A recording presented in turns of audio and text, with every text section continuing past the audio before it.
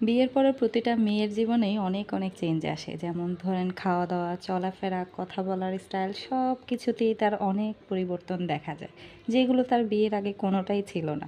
তো আমাকেই দেখেন না, আমি হচ্ছে বিয়ের আগে কোনো ধরনের সবজি একেবারেই খেতে পছন্দ করতাম না। কিন্তু এখন আপনাদের ভাইয়ার সাথে খেতে খেতে সব ধরনের সবজি খাওয়াই একেবারেই শিখে গেছি। আর বিয়ের আগে কিন্তু কোনো মেয়েই মায়ের কাজে কোনো ধরনের হেল্প করে না, এটা আমার জানা মতে। আমিও করিনি কখনো। মা যদি কোনো কাজ করতে বলতো একটু আলসেমি করতাম আর ভাবতাম যে একটু পরে করলে হয়তো বা মা নিজেই করে ফেলবে, আমার আর করতে হবে না।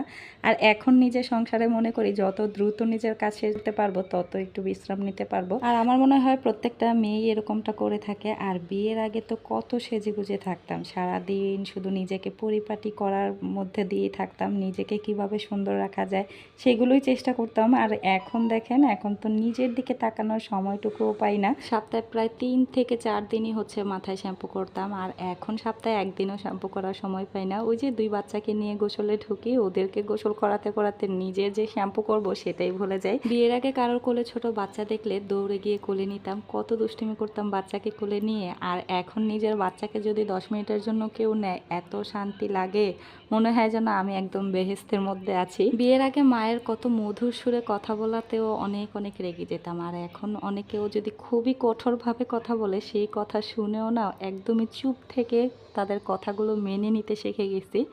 আর এটাই হচ্ছে মেয়েদের বিয়ের পরের পরিবর্তন। আসলে বিয়ের পরে প্রত্যেকটা ব্যাপারেই মানুষের অনেক অনেক চেঞ্জ আসে। আর একটা মেয়েকে তো তার খাওয়া দাওয়া থেকে শুরু করে তার লাইফস্টাইল সব কিছুই চেঞ্জ করে ফেলতে হয়। বিয়ের আগে কত ছোট ছোট বিষয়ে কত কান্নাকাটি করতাম, একটু থেকে একটু কিছু হলেই কিন্তু কান্নাকাটি করে একদম ভাসিয়ে দিতাম। আর এখন কত বড় বড় প্রবলেমগুলো নিজে একা হাতে সামলানোর চেষ্টা করি।